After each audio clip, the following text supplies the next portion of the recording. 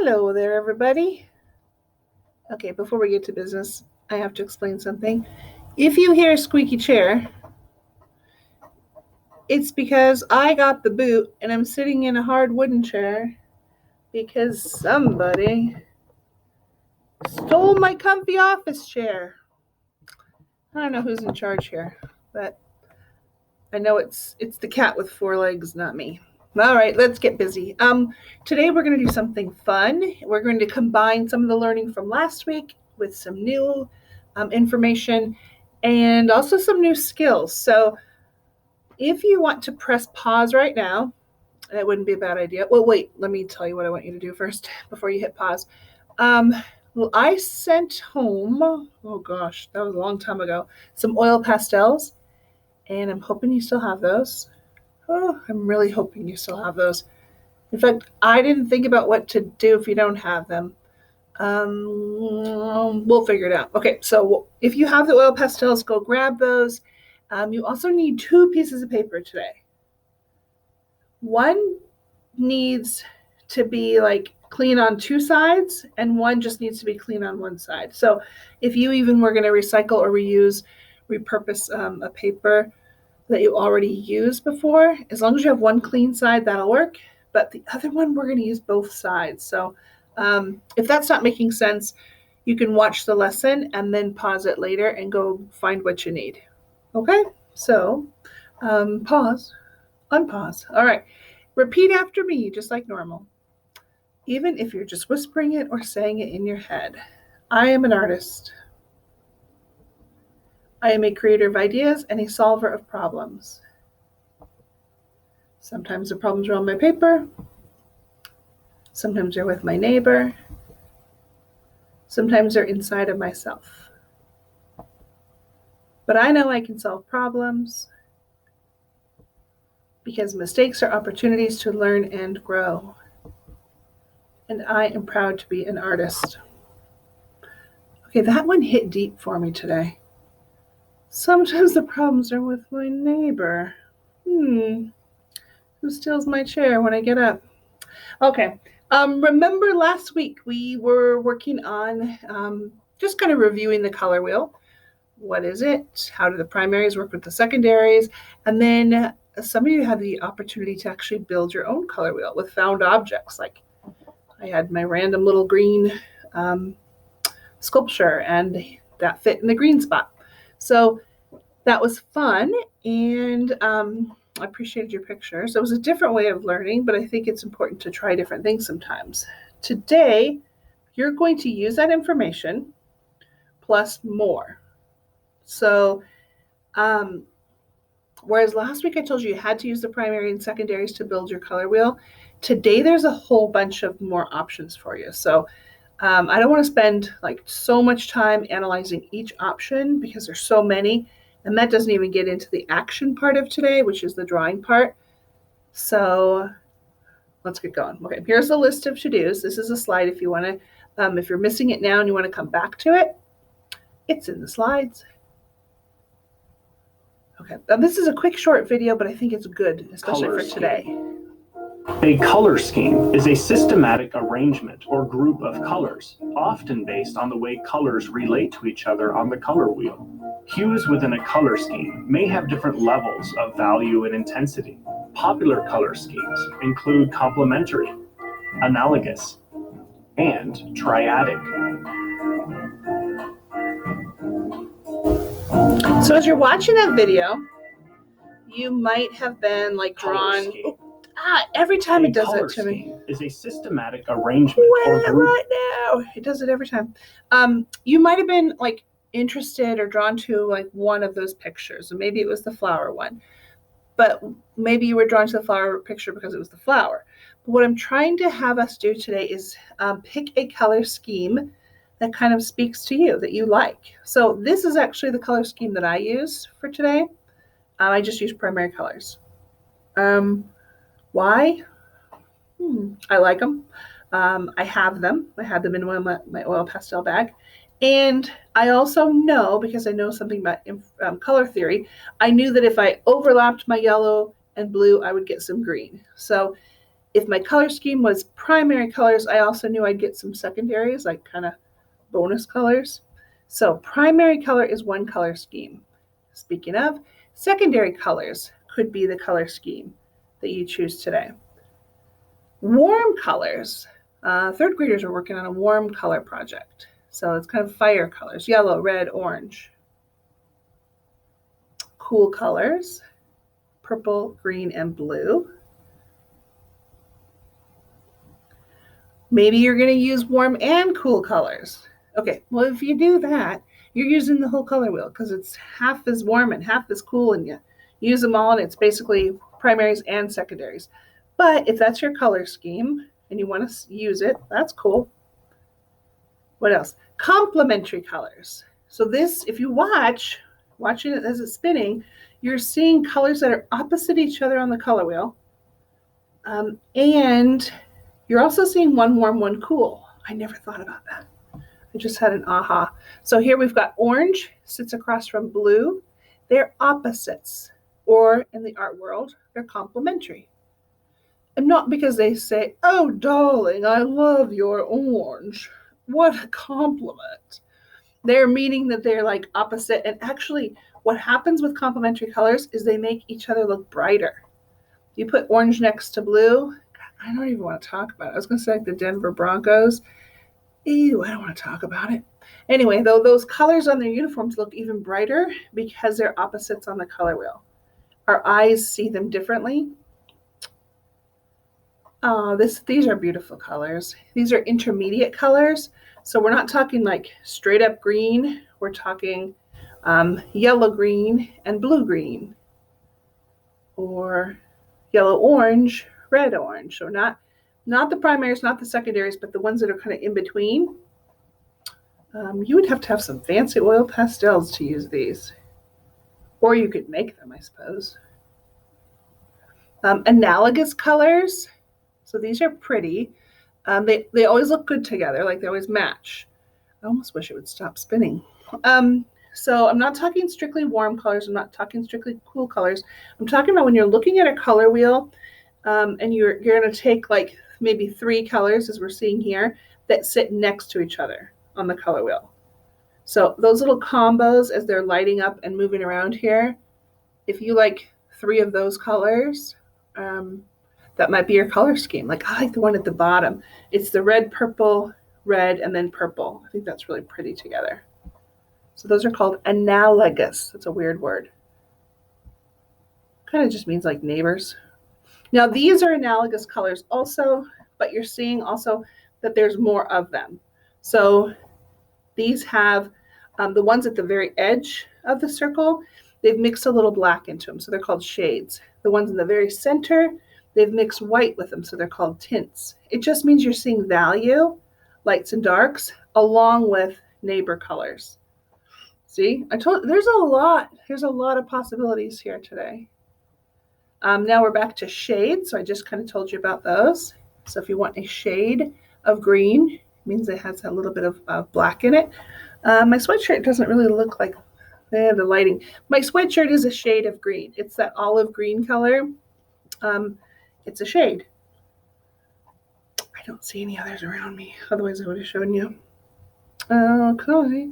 Now I know what's coming next. The tints. Pastels. Sometimes we use the word pastels, not like oil pastels, but like light colors. So this plant, the pot, has a white bottom. Oh, it's cuter from the front. I'll show you the front. You can't even see it. It's a face. The bottom is white. This top part, yeah, it's blue, but it's a light blue. It's a tint. It means they've added white to the color to lighten it up.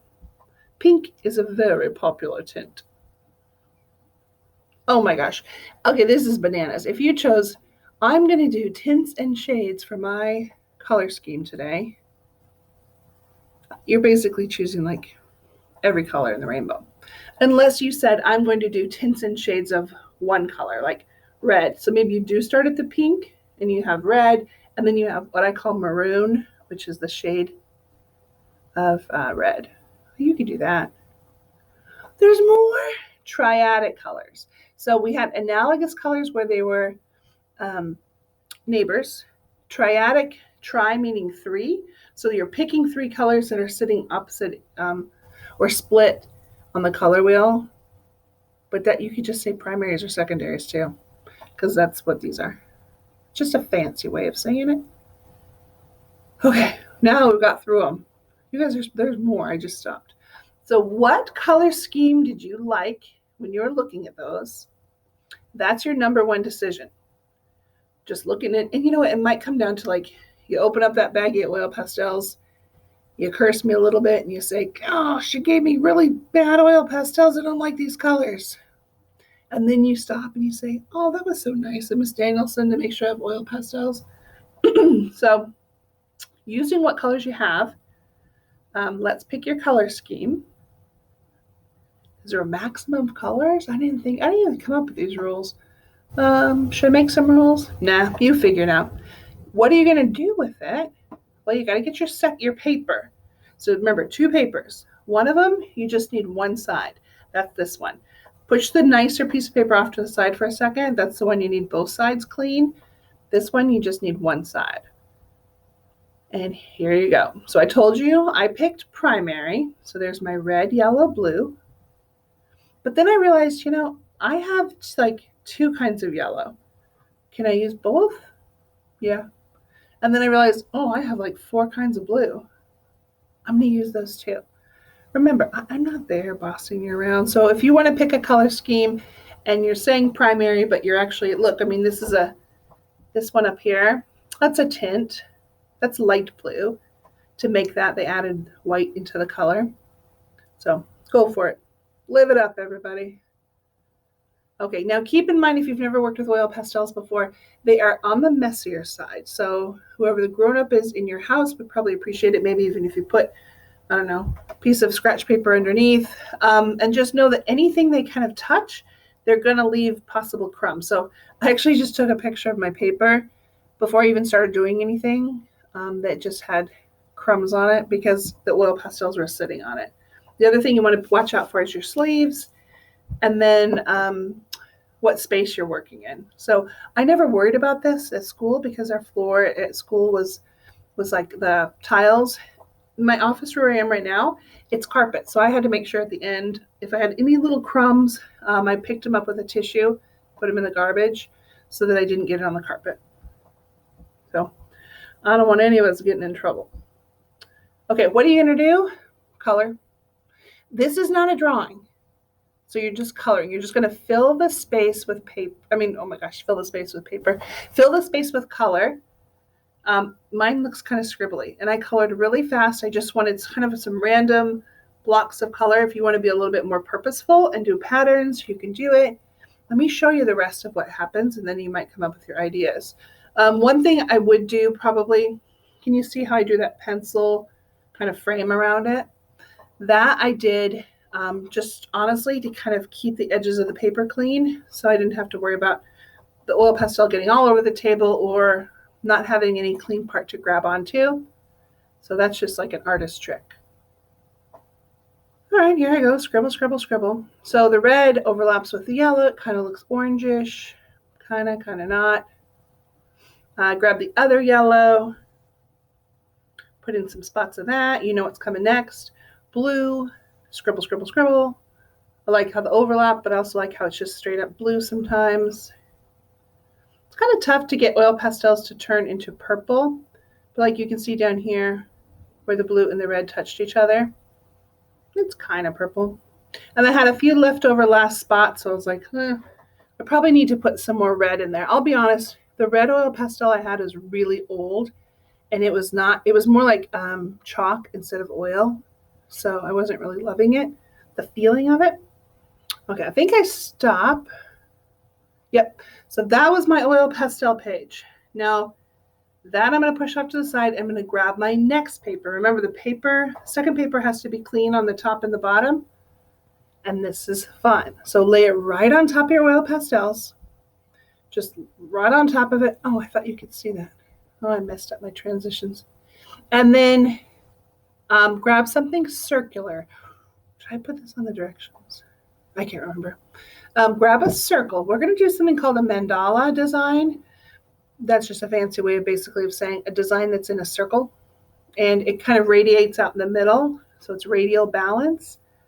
I think we did this in 4th grade. I don't remember for sure. I'm having like little memories, little flashbacks. All right, what am I doing with the circle? I'm going to trace it. And when you're using your pencil on this part, push kind of hard.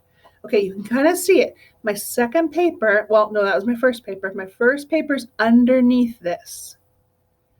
Why? Because we're making a print. Okay, now I'm finally telling you what we're doing. The oil pastel paper sits, oopsie, I should do it this way, sits like flat on the table on their space with oil pastel facing up. Your second paper goes on top.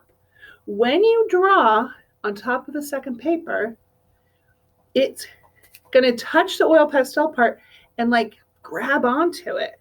That's not really what's technically happening, but that's what makes sense in my mind. The pencil is making a print. It's rubbing the oil pastel and kind of picking it up. It's so fun. By the end of today, you're going to have a pencil drawing, an oil pastel print on one paper, and then just this random abstract piece of paper with color on it, which I think is pretty too. Three for the price of one. How about that? All right, let's keep going. I'm getting weird. Okay, there's my circle. The deal with mandala designs is they're usually divided up into sections and they're usually pretty even. You can see I did not use a ruler. I just drew my lines. So first thing I did, vertical, then horizontal, and then an X. Also, a nice way to draw pizza, should you ever need to draw some pizza. Okay, inside there, you want to kind of think of a design that's going to repeat itself. So I wish I had taken a picture of the very beginning of this. How did I start it? The triangles. So each piece of pizza has a triangle, and then I just repeated it. Then I went back into the center and I colored it. Then I drew these lines that stick out from the center. Then I drew more lines that stick out from the center. Does it look kind of flowery? Yeah. Did I plan that? No. The fun thing I think about radial patterns or radial designs is they grow. And you're going to find yourself starting in one section, just like, right, for example, putting the circles on, and then you repeat it. By the time you get all the way around, the design is so different than when you're just looking at one section at a time. Also added these weird little, what are they, hairs? I don't know. Okay, so I'm going to sneak peek. I have no willpower. I wanted to see what was happening. So when I lifted it up, can you see how it's pulling the color? And what maybe didn't mix and look very green here, look at the print though. It looks really green on that side. So fun. And then I pushed it back. I tried to put it back in the exact same spot. The cool thing is if you move it, wiggle a little bit, no biggie, it's just going to pick up different colors. Okay, now keep on going. So this is just pencil, and I'm pushing kind of hard. Not hard to the point where I'm like puncturing the paper or breaking the lead, but definitely a strong hand and putting pressure on it so that it really picks up the oil pastel. So it just keeps growing, the design. This would not be something I would say try to copy me because I was just making it up, and I think you'll probably come up with a better design. I got to the end and I was like, yeah, I'm going to go outside the circle. I just wanted to kind of break up that evenness. It seemed a little too clean, a little too perfect. Not perfect, but you know what I mean. So I went little triangles outside. Okay, keeps on going. I don't even know the difference. What did I do? Add these? I can't tell what's different from the last picture. Here I added the tall triangles and the little circles. And then I thought, oh, okay, I'll put some more stripes in there because I had used the stripes for the little hairs. Well, those are new. I added stripes there, and then I was like, well, I might as well put some stripes out here. So if you find yourself repeating certain lines or certain shapes or certain patterns, that works really well. So this kind of, I don't know, does it look like a frown? That frown curve is repeated again right there. though. Don't think you have to come up with like every single part of it has new designs. This one I had peeked. I didn't take the picture, but I peeked at it and I went, I want more color. So how do you get more color on your design? You got to add it. You have to like thicken up some of your lines or fill up a space with pencil, because the pencil pressure is going to grab the oil pastel from the bottom and pull it up. Does that make sense? I think so. I think when you see it, there it is. Okay, it's a little bit like, I kind of had that wah wah feeling when I turned it over. But artists solve problems. So what do I want to do? Like the part that was the wah wah the most was, I think, the outside. Now part of that, remember, I had drawn that border, and so the oil pastel didn't go as big as my design. But I think I came up with a pretty good solution, and it wasn't hard. Whoopsie. There we go. Oh, go back. Oh, drats. I don't know if I'm going to be able to do it. Nope, I couldn't do it. There's my oil pastel. It still looks nice. There's my drawing. Here's what I wanted to show you that I accidentally fast forwarded. I just added some swirls, and then I put my initials in there. It was a little bit of concentration. I realized they were going to come up backwards, like a mirror image, you know? So I had to go, what does KD look like backwards? If you don't want to do that, you don't have to do it. And there we go. It's not as much wah-wah. You guys, it looks prettier in person. What did I do with that? Oh, it's right here. So there, that's the pencil part. And then that's the oil pastel. Okay, this does not look prettier in person. This computer is messing with me. Maybe I just think it looks better. But here's what's cool though too. You still have this, your oil pastel piece left over. Voila. So 2 drawings, which really is 3 drawings, depending on which side you're going to look at, because the printed side also. Cool. Hey, I'm going to confess too. I did this so fast. So if you take time, the quality of your work will be much better than mine. I was really going fast. Now, one more reminder. I feel like I'm pushing for this every single time. You're in Google Classroom. You know you were there because that's the only way you're watching this video. If you click on the classwork tab at the top, and right underneath there, I even circled it here in yellow, it says My Artwork, 5th grade. I think it even has your name on it. Does it have your name on it? Or does it only show up when you open it? Anyway, open that up, pick a slide, any slide, and hit the Insert button. It's up on the top of the toolbar. Image, camera. Your camera will activate. Hold your art up. Or if you even want to hold both pieces up, you can. Get them where you want them. Maybe you can get yourself in there too. Take the picture. Push that little yellow button that has the camera on it. And then hit Insert one more time. And that's going to drop your photo right into the Google Slides. It immediately means that I can see it. And it saves it there for you. So let's say you end up losing your papers. You'll always have the image to remember your artwork. I think you have to hit Turn In. Otherwise, it's still there, but I don't get a notification that you did the work. And I'll be honest, there's 600 kids in our school. I don't click through them unless I get the notification that says, look at me, basically, like, la la la turned in their work. Then I go, I'll look for la la la. Who's la la la? I don't if I know who la la is, I want to meet the person. That's a great name. Okay, guys, that was a lot. So breaking it down, choose your color scheme. Paper number 1, color, color, color. Paper number 2, push it on top of the oil pastel so the oil pastel is facing up. That'd be horrible if you did it the other way. And then pencil design, circle, radial design for a mandala. Push hard. It's okay to peek. And let's see what you pick up. literally. Let's see what your oil pastel and your pencil do together. Okay, I can't wait to see them. I hope you're doing well. Take care, and that's all, folks. Although this is always the awkward moment where I can't stop the video because my toolbar disappears. So you just watch this struggling old lady go, "Where's the stop button?" Oh, there it is. See, it was at the wrong side of my paper. I had to go over here. Okay.